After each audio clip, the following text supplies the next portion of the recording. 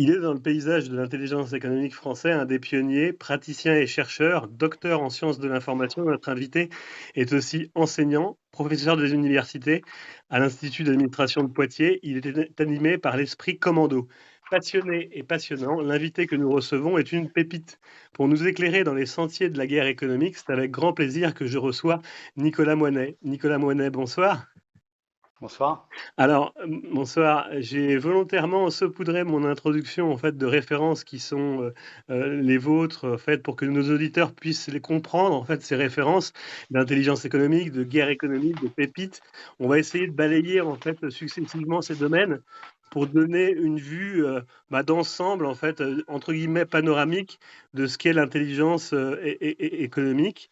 Mais avant de rentrer dans le vif du sujet, j'ai une question simple à vous poser. Nicolas Moinet, qui êtes-vous? Je ne sais pas si c'est une question si simple que ça. Donc j'ai 53 ans, je suis professeur des universités effectivement à l'IAE, l'Institut d'administration d'entreprise de Poitiers. Et en fait, j'ai eu, pour faire simple, deux vies professionnelles. Une première vie à Paris dans l'intelligence économique, hein, à partir de 1993 à 1999. Et puis ensuite, je suis passé à l'université de Poitiers pour enseigner à l'intelligence économique et aussi faire de la recherche.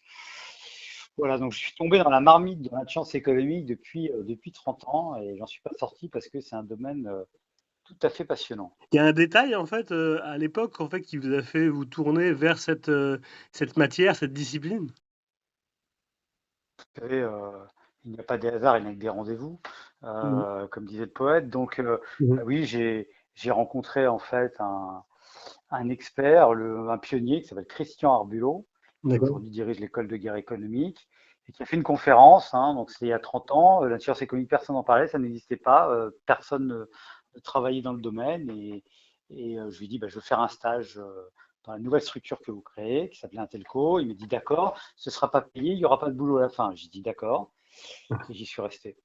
Ah ouais, ouais, c'est Voilà. une belle success story en fait. Oui, oui, et vous savez, quand j'ai dit à mes parents que j'allais faire de la science économique et que personne ne travaillait dans ce domaine, ça les a tout de suite réjouis. Ouais. Aujourd'hui, quand vous tapez, non, mais ils étaient ouverts, heureusement, mais quand vous tapez aujourd'hui intelligence économique comme mot-clé, par exemple, sur un réseau social type LinkedIn, Mhm. eh bien, vous trouvez 22 000 personnes qui aujourd'hui inscrivent le mot-clé intelligence économique sur leur CV. Ça veut dire que beaucoup de chemin a été parcouru. D'accord. Et ensuite, actuellement, vous faites quoi alors du coup?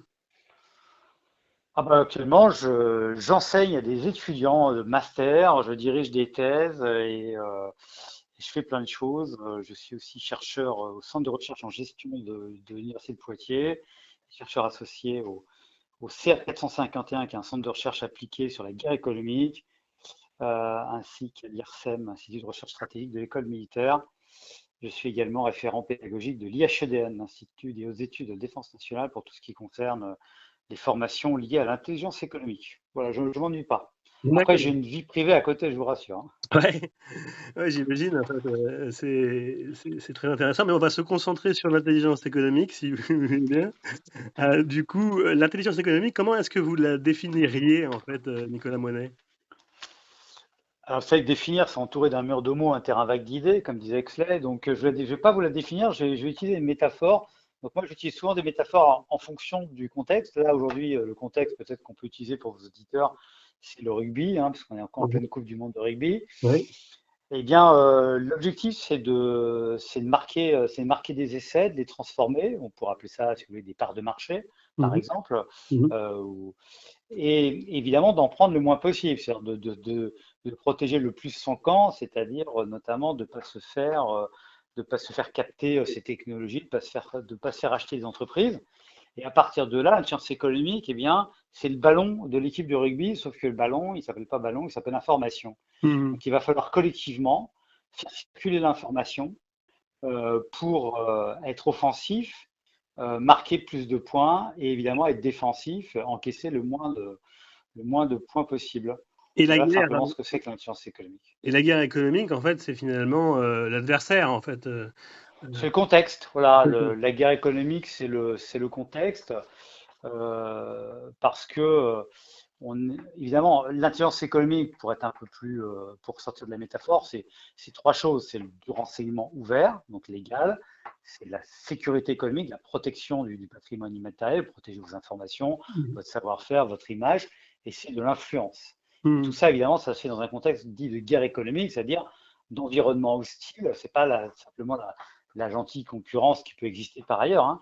On est vraiment là Ouais. dans une confrontation entre des États, des entreprises, parfois des synergies entre les deux, pour capter, contrôler des ressources, accroître sa puissance par l'économie. Donc on est vraiment dans un contexte dur. Et intéressons-nous quelques instants sur vos ouvrages. En fait, vous êtes parti. Moi, j'imagine que vous êtes assez au carrefour en fait de plein de médias. En fait, vous avez commencé. Enfin, moi, j'ai commencé du moins à m'intéresser à vous via les boîtes à outils en fait que vous publiez en fait sur l'intelligence économique et sur la sécurité économique. Mais vous êtes allé également dans le domaine de l'image avec Pépite. Oui, tout à fait. Alors, juste une chose pour la boîte à outils, Oui. pour vos auditeurs. Oui. S'ils vont sur mon site, donc c'est pas de la publicité, mais s'ils vont sur mon site nicolas-moinet.com, Mhm. dans documents à télécharger, ils pourront récupérer gratuitement l'ouvrage, la boîte à outils de l'intelligence économique, voilà, effectivement, qui est en 60 outils, comment on fait de l'intelligence économique. Des outils, ça va être du rapport d'étonnement, les moteurs de recherche. Voilà. Alors, Pépite, c'est autre chose, effectivement. Bah, comme beaucoup pendant le Covid, je m'ennuyais et je me suis mis à la vidéo. Voilà, je me suis amusé un peu et je me suis dit, bah, il faut faire des vidéos. Alors là aussi, c'est encore Christian Abelot, c'est encore à cause de lui parce que il est passé dans une émission qui s'appelle Thinkerview Oui. et à un moment dans cette émission, il a dit, il faut aller chercher les pépites dans les livres. Et Mhm. effectivement, C'est pas anodin. c'est pas faire vieux con que de dire ça, mais euh, il y a quand même un peu moins de lecture qu'avant. Et donc, mon idée, c'était d'aller chercher, effectivement, dans les ouvrages, dans les domaines, bien sûr, qui sont les miens, c'est-à-dire la science économique, le renseignement, la guerre économique, Mhm. la communication, l'influence, des passages d'ouvrages ou des histoires, des extraits, euh, voilà, que je considère être des pépites. Donc ça, Donc, c'était l'idée, l'origine. On a bien compris que c'était avec Christian Arbulot en fait que vous avez trouvé l'origine de Pépite. Est-ce que ça, il y a une continuité? On va en avoir d'autres ou c'est terminé l'expérience? voilà, c'est vrai que ça s'est un peu ralenti parce que j'ai fait pas mal de choses, mais non, ça continue. Alors c'est vrai que le rythme est un peu moins, mais parfois je mets les pépites des autres, hein. Là, il n'y a pas très longtemps, vous pouvez avoir une petite présentation d'une bataille qui a opposé Pernod Ricard à Bacardi Oui, pour la marque Havana Club, qui a été fait par des étudiants de l'Institut libre des relations internationales de Paris, où j'enseigne. oui, Voilà, j'avais fait aussi, j'avais mis en avant un travail qui avait été fait aussi par l'ILERI de Lyon cette fois-ci sur le Concorde ski, hein, vous savez mhm, comment les soviétiques à l'époque avaient essayé de copier le Concorde et comment notamment la DST, qui est devenue oui, aujourd'hui la DGSI, hein, la oui, direction du général et de la sécurité intérieure, avait finalement désinformé les soviétiques, ce qui fait qu'ils n'avaient pas réussi à le copier et en plus l'avion s'était crashé. ah, Voilà, donc de temps en c'est temps, pour ça que je j'entends. mets des travaux d'étudiants, euh, mais c'est vrai que la plupart du temps, c'est quand même moi qui fais les pépites. Donc il y en Oui, a d'autres qui vont arriver, ne vous inquiétez pas. d'accord. Et puis après, il y a une rencontre aussi que vous avez fait avec Raphaël Chauvency, en fait, notamment sur l'ouvrage Esprit Commando. Alors là, c'est une histoire incroyable. En fait, c'est une rencontre par livre interposé, parce que j'avais lu les ouvrages de Raphaël Chauvency, hein. Il a écrit des ouvrages vraiment très intéressants. Une histoire de Robert Papin. Robert Papin, c'est l'inventeur de HEC Entrepreneur, mais qui avait été commando avant. Il Oui, avait fait aussi un ouvrage qui s'appelle Le nouveau visage de la guerre. Donc j'avais beaucoup lu Raphaël Chauvency, il m'avait lu également. Et puis un jour, voilà, je le contacte parce que je dis, je voudrais faire quelque chose sur le couple agilité-paralysie. C'est mon sujet, c'est un peu mon dada. mhm, Donc c'est un peu technique, hein, ce qu'on appelle la boucle ODA, observation, orientation, décision, action. mhm, Et puis en discutant avec lui à distance, hein, on s'était jamais rencontrés, parce qu'il est en Angleterre, en fait, chez les commandos, chez la Royal Marines britannique, hein, parce que c'est un officier mhm, des troupes de marine, Raphaël Chauvency. Eh bien, on en est petit à petit à se dire, en fait, c'est pas ça qu'il faut faire un livre sur l'esprit commando. mhm. Et toi, Raphaël, tu vas le faire sur sur les commandos, bien sûr, militaires, pas Mhm. que, hein, mais enfin essentiellement militaires, même si j'étais capable de parler d'autres choses. Mhm. Et puis moi, je vais plutôt m'intéresser au côté civil, hein, c'est-à-dire comment Greenpeace, par exemple, mène des opérations commando. C'est la même logique, en fait. Mhm. Et puis voilà, et puis on a écrit ça à distance, lui On peut en se rendre compte, en Angleterre, fait. chez les commandos, et moi à Poitiers. Et Ouais. ça fait un ouvrage assez original qui a été préfacé par le président du MEDEF, d'ailleurs, de l'époque, Par Geoffroy Roux de rapport à, Bézieux, oui, par rapport à qui, l'esprit, qui est un ancien commando, en fait. oui, Voilà. par rapport à l'esprit commando, à un moment donné, il y a le sens de l'humour. Ah oui, Ça m'a plu très parce que important. c'est quand même en fait assez décalé. On se dit l'esprit commando, non, c'est vraiment ultra sérieux, etc. Le sens de l'humour en fait est primordial. Bah, l'humour, ça s'oppose pas au sérieux, mais c'est une prise de distance, effectivement, à un moment donné, sur les événements, sur soi-même aussi.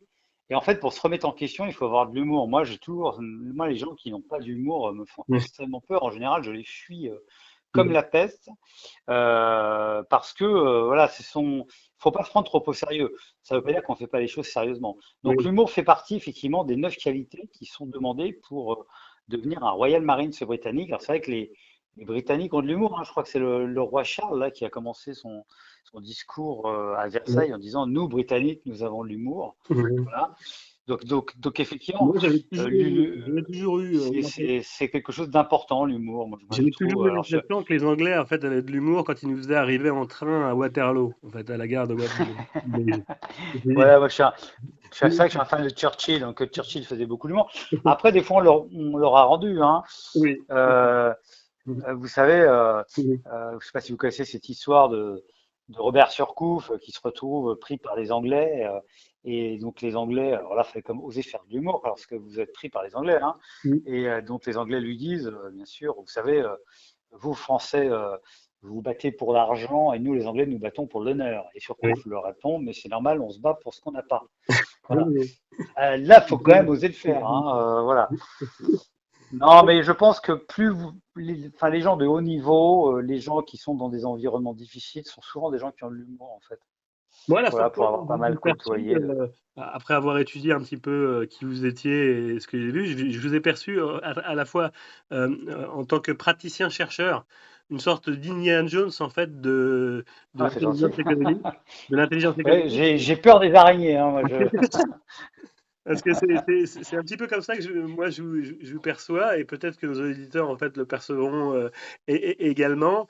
Il y a un dernier ouvrage, enfin dernier ouvrage qui est massif en fait qu'on va découvrir ensemble en fait, enfin que nos auditeurs et moi-même découvrons ensemble en fait sur la guerre économique. C'est le deuxième volet en fait de cette revue intitulé Comment gagner. Oui. Alors donc, est-ce que vous pouvez nous en parler un petit peu en fait de cet ouvrage? Oui, Parce que bah, il est assez massif, magnifique et c'est un très bel ouvrage, en plus, d'un point de vue esthétique, je parle, hein. Je dis ouais, ça pour vos auditeurs. Ça ressemble un peu à un magazine, en fait, hein. Il est ouais, très beau. Alors, oui, donc c'est le deuxième volet, en fait, du premier. Le premier, l'année dernière, c'était Guerre économique qui est l'ennemi, qui était plutôt un coup dans le plexus, en fait, hein. C'était quand même assez dur, hein. On donnait beaucoup d'exemples de défaites françaises. Et là, on s'est dit, bon, allez, en plus, c'est la Coupe du Monde de rugby, ça va être les JO, on en a marre. ouais. Donc, on va plutôt essayer de trouver des victoires françaises et surtout des exemples à suivre en mode opératoire. C'est-à-dire comment on peut gagner, hein. Mmh. Donc, Ce n'est pas la clé en fait et du succès, sinon en fait on l'annoncerait pas de manière ostensible en fait. C'est bon, alors la clé du succès, moi je me méfie beaucoup des recettes. Par contre, moi je crois beaucoup aux histoires. C'est-à-dire qu'il oui, faut, il faut, en fait, il faut suivre les histoires de personnes qui ont réussi et puis s'en imprégner. Bien sûr, multiplier les histoires. Voilà, il n'y a pas de facteur clé de succès, mais il y a des postures, en fait, il y a des manières de procéder. Donc là, il y a plein de petites histoires. Je ne sais pas si vous voulez qu'on en cite quelques-unes, qui oui, sont extraordinaires. Par exemple, j'ai fait les portraits de deux jeunes exceptionnels qui s'appellent Alexandre Leret et David pour Gendreau, ceux qui ont fait le qui, documentaire. voilà, qui vont faire un documentaire qui s'appelle La guerre fantôme. Et ils décident, en fait, ils sortent de l'école, ils sont tous les deux au RSA. Il y en a un qui a fait des études de cinéma, l'autre qui a fait des études d'intelligence économique, et ils sont très en colère par le rachat, la récupération par General Electric de la branche nucléaire de Alstom, Oui, tout à fait. pour les auditeurs qui ne savent pas, avec des cadres d'Alstom mis en prison, donc le département de la justice américain qui fait pression, Vous une aviez déjà amende fait auparavant pour corruption. un focus en fait sur cette affaire célèbre. En fait, vous aviez invité, je crois, le cadre d'Alstom, c'est ça qui est. Oui, oui, donc on Oui, avait invité Frédéric Pierucci qui avait été mis en prison, oui, et puis avec un collègue qui s'appelle Olivier Coussier, on a fait un article qui s'appelle Extension du domaine de la prédation. oui, Un petit clin d'œil à Welbeck, oui, à l'extension du domaine de la prédation, donc l'affaire General Electric, qui est une affaire incroyable. C'est-à-dire, vraiment, vous voyez que les Américains sont capables de récupérer des mails interceptés 10 ans plus tôt pour prouver une corruption, mettre en prison des cas et faire pression sur la France pour qu'elle vende un de ses maillons de sa souveraineté nucléaire civile, oui, donc à General Electric. Et donc, si on revient à ces deux jeunes, donc eux, bah, ils lisent un ouvrage sur le sujet, ils rentrent, et donc ils supportent pas cette idée et ils décident de faire un documentaire. C'est leur grand-père, le grand-père d'un des deux qui va leur donner 6 000 euros oui. pour que je je crois qu'un documentaire en moyenne c'est 150 000 euros, hein. Mhm. Et donc 6 000 euros et ils font un documentaire sans commande, hein, ce qui n'existe pas non plus, un 52 minutes. euh, qui s'appelle La guerre fantôme, avec une idée de génie en plus derrière ça. C'est comme on peut pas montrer des scènes, parce que la guerre économique, évidemment, on peut pas montrer grand-chose. Vous voyez, Oui, la guerre militaire, on peut montrer des chars, des avions, etc. La guerre économique, c'est des bureaux, c'est des gens qui discutent. tout à fait. Ils ont cette idée de génie de faire des dessins, parce qu'Alexandre Leret est un excellent dessinateur. Mhm. Et donc on mélange le film et le dessin animé, Oui, enfin, ou le il y a dessin. une œuvre artistique en fait, vraiment Ah, c'est très derrière. beau. En plus, oui, alors en plus avec un style en noir et blanc, bon, c'est effectivement très esthétique. Et alors, ils arrivent à le vendre pour quasiment rien d'ailleurs à LCP, à l'Assemblée nationale, mais qui accepte donc de le diffuser, hein, mais ils rentrent même pas dans leurs frais. Oui. Et le soir de la première diffusion de documentaire, ou enfin le lendemain, euh, va être, euh, va être lancée une commission d'enquête parlementaire. Donc Mhm. c'est voilà, deux petits jeunes au RSA qui font un documentaire sans commande et qui provoquent une commission d'enquête parlementaire. Ça, c'est quand même extraordinaire. On a, on a d'autres exemples. Vous portrait aussi, Si vous vous... signez un portrait en fait de Anaïs Voïgili. Anaïs Voigilis, oui, apôtre de la Renaissance industrielle. Voilà. Là aussi, Je ne connaissais pas. c'est une jeune femme qui est absolument pas dans l'industrie et qui décide voilà, de faire sa thèse sur justement la réindustrialisation Mhm. et, euh, et qui aujourd'hui, parce que tout ce qui est dit est pertinent, eh bien, est invitée, ça fait le tour de France, là j'ai encore vu, elle était, je sais plus, à Toulouse, je crois, elle Mhm. fait le tour de France, elle est invitée par les MEDEF, elle est invitée par les associations d'entreprises pour venir expliquer les tenants et les aboutissants de la réindustrialisation, qu'est-ce que ça veut dire concrètement. Voilà, elle a 30 ans, elle est C'est engagée pour l'industrie, ben ça c'est quand même... c'est assez donc on a des jeunes vraiment remarquables, hein. c'est vrai, c'est très très très très bon que vous en Alors parliez. c'est pas la majorité de l'espèce, ceci dit, c'est un peu comme les poissons volants, hein, pour reprendre la citation d'Audiard, hein. Mais On a également dans l'ouvrage en fait des figures du renseignement. On a Éric Buquet en fait qui signe aussi une préface en fait avec sur cet ouvrage. En fait, c'est quand même extrêmement. La revue m'a fait penser un peu en termes d'esthétique. Vous citiez tout à l'heure à celle de d'historien un peu. Voilà. oui, Très- oui, tout à fait. Donc Éric Buquet, hein, pour les auditeurs, qui est le ouais. ancien directeur de la DRSD, donc la Direction du renseignement de la sécurité de défense, qui est le service de renseignement et de sécurité du ministère des Armées, c'est-à-dire qui protège les entreprises, les 4000 entreprises de la BITD, hein, la base industrielle de technologie de défense, effectivement, et qui aujourd'hui est le directeur de la sûreté du groupe Sanofi. Euh, et puis, je ne sais pas, vous me dites si on a le temps, mais Oui, oui, une oui. histoire incroyable qui est racontée par une chef d'entreprise, ça pourrait quand même m'arrêter là-dessus, parce que, alors Oui. bien sûr, je ne vais pas le détailler, il faut le lire parce que c'est assez détaillé, mais quand même dire deux, trois mots extraordinaires de cette histoire de paratonnerre, paratonnerre France. Ouais. En gros, l'histoire, donc c'est raconté par la chef d'entreprise qui reprend l'entreprise Paratonnerre France. Les Français vont inventer un système de paratonnerre beaucoup plus avancé technologiquement que celui qui existait et qui était essentiellement détenu par des entreprises allemandes, hein. Je ne rentre pas dans les détails techniques. Et en fait, comme ça remettait en question le marché, évidemment, et qu'ils allaient prendre beaucoup de parts de marché, il va y avoir, dans un premier temps, une guerre de l'information qui va être menée. Mhm. Concrètement, ça veut dire quoi? Ça veut dire non seulement du dénigrement, mais surtout la création, par exemple, d'une conférence scientifique où systématiquement les propositions de communication et de publication scientifique françaises sur cette nouvelle technologie, qui marche déjà bien sur le marché, hein, sont systématiquement refusées. Tant Mhm. et si bien que lorsque arrive le moment de réviser la norme, eh bien, cette technologie française n'est pas reconnue et la nouvelle norme évince en fait et même empêche la technologie française de continuer à se développer. Elle doit même se retirer du marché. Mhm. Et, et là, c'est absolument extraordinaire parce que cette chef d'entreprise, qu'est-ce qu'elle va faire?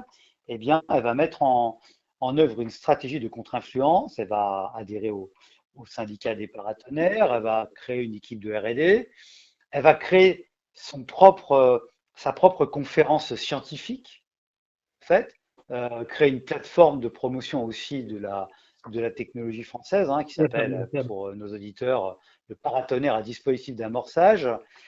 Elle va faire appel aussi à un cabinet de lobbying à Bruxelles et également grâce à l'intervention de la DGSI, donc le renseignement intérieur français, Mhm. eh bien, ça va remonter au plus haut niveau de l'État et elle va réussir dans une réunion où a priori il était décidé que la technologie française ne rentrerait pas dans la norme européenne, eh bien, il a été décidé finalement que ce ne serait pas le cas et qu'elle tiendrait et donc que la norme permettrait à cette technologie de se développer.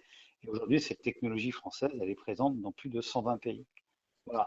Donc, vous avez des histoires comme ça.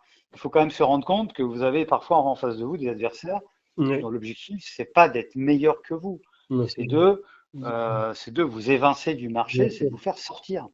Voilà. Exactement. Ouais. Euh, Après, je pense qu'il faut se garder en fait des images un petit peu bisounours en fait de l'économie en fait pour rentrer vraiment en fait dans le concept de guerre économique où finalement beaucoup de coups sont permis. Alors, Voilà. En fait, la matrice de l'humanité, c'est malheureusement, hein, c'est pas de ma faute, hein, c'est l'accaparement des ressources et des richesses. ouais. Les empires se sont construits sur ça, hein, depuis des millénaires, hein, Mm. quels que soient les empires, que ce soit Rome, que ce soit l'empire espagnol, l'empire britannique, l'empire français, l'empire américain, pareil. Euh, mais à partir des révolutions industrielles, vous allez avoir un discours, parce que c'est là que les économistes commencent à arriver, et que vous allez avoir un discours en fait libéral et les lois du marché. Le discours sur les lois du marché remplace peu à peu cette matrice d'accroissement de puissance sur des rapports de force, alors qu'ils existent toujours. Mais c'est une espèce d'écran comme ça de fumée, de brouillard londonien qui est mis. Et il faut attendre effectivement la fin de la guerre froide, donc les années 90 et surtout les années 2000, pour se rendre compte qu'en fait, non, Oui, oui, ça n'existe pas. n'hésite pas. Voilà. Et que aujourd'hui, vous voyez bien que nous sommes verrouillés technologiquement par les GAFAM, ce que d'ailleurs n'ont pas accepté les pays comme la Chine, Ouais. que voilà, nous sommes dépendants de certaines normes, de certains labels, de certains classements. C'est la puissance du classement. Hein, Alors, donc, vous dressez les enjeux de la guerre économique. Là, j'ai une question en fait qui me vient en fait par rapport à la publication de la CIA en fait d'un ouvrage en fait prospectif euh, sur le monde en 2045, en fait 2035-2045. Est-ce que le CR 451 en fait dont vous faites partie a pour objet également de fournir un équivalent à ce type d'ouvrage. ça, vous me donnez une bonne idée là. Mais euh, l'idéal, ce serait effectivement l'équivalent de ça, oui, le monde en 2040 vu par la CIA, Ce serait le monde en 2040 vu par les services Voilà, tout à français. fait. Ouais, Euh, mais on n'a pas du tout cette culture anglo-saxonne de la modélisation. ouais. Vous savez, avec Raphaël Chambancy, on insiste beaucoup sur le nouveau paradigme stratégique. Ça, c'est important d'en dire un mot. Mm. Euh, on pense encore avec le vieux paradigme. Le vieux paradigme, c'est quoi? C'est alors c'est paix, guerre, mais c'est même un peu plus complexe. C'est temps de paix, temps de crise, temps de guerre. Ouais. Ça, c'est simple. Ça n'existe plus.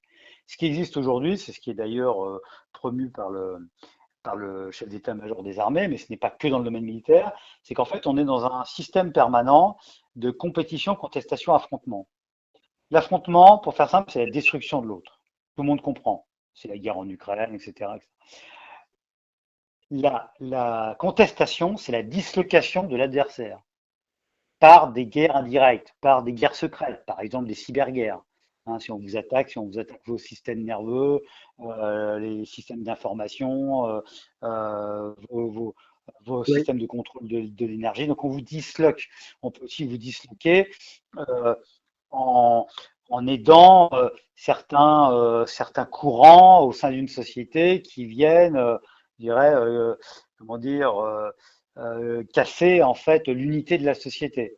Bon, ce qui se passe en Afrique aujourd'hui avec les coups d'État sponsorisés par Wagner, c'est la dislocation de l'influence française en Afrique. Mm. Donc, destruction pour, euh, pour, euh, pour le premier, dislocation pour la contestation et la compétition. Et la compétition, c'est pas la concurrence, hein. La compétition, c'est la modélisation.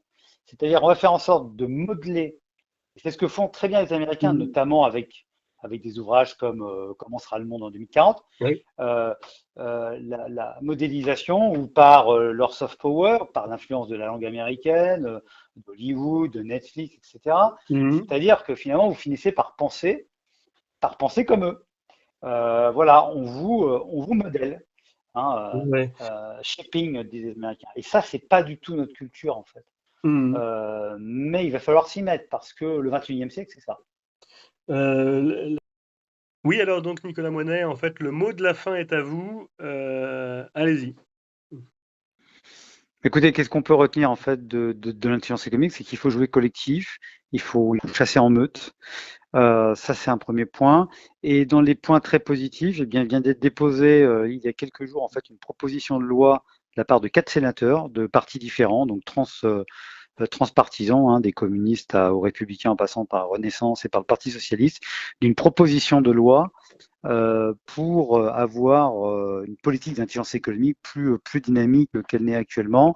Et pour terminer et reprendre ma métaphore du rugby, en gros, l'idée, c'est de créer un secrétaire général à l'intelligence économique, c'est-à-dire un demi-mêlée, c'est-à-dire celui qui permet de faire circuler le ballon. Donc, il manque encore en France aujourd'hui un Antoine Dupont de l'intelligence économique.